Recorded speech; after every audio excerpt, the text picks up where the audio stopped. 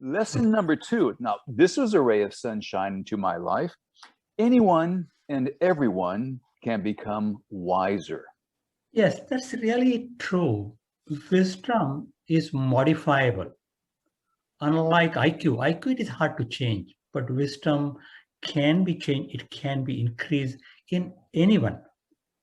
I was thinking that in high school, there are the yearbooks that we keep, and we predict that one who is most likely to succeed, least likely to succeed. If you follow these people a few decades later, we often find that what was written was not always right, that the predictions didn't come true. And often the least expected people did very well. There are examples of college dropouts who went on to become business wizards and billionaires, and Steve Jobs and Ted Turner and Bill Gates and so on.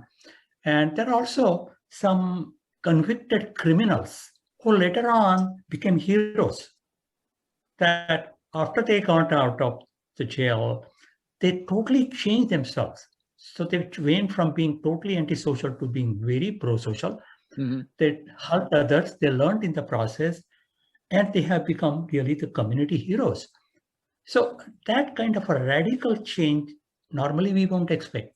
That does take place. And that's the inspiring thing I find, that so the related lesson is, don't give up on anybody. That mind is a terrible thing to waste. So even when you think that somebody is not going to do well, be prepared for surprise. So sometimes I see children who are so shy, so self-effacing, and they want to stay out of the glare, and they don't want to talk to other people. And we don't know how they're going to do when they grow up to be adults. And yet they grow up and they become great speakers, for example, the great leaders. So we should never forget that anybody and everybody can become wiser. And you make the point in your book that this is not a function of intelligence. We're not talking about crystallized intelligence or just being smart. Wisdom is much more than that, much more complex than that. Yes, wisdom is much more than intelligence. Wisdom is a personality trait. However, it has different components.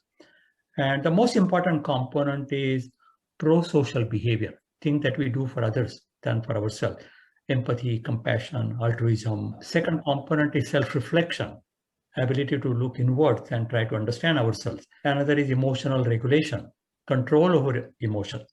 We still have emotions, but not let them go to the extremes. One thing which is rare these days is acceptance of diverse perspectives, that we can disagree with somebody, but we can respect that person for having a different opinion. At the same time, we have to be decisive when we need to be. And finally, spirituality. Now, that's somewhat controversial component of wisdom. Not everybody agrees with that. However, spirituality means connectedness with something that is always there.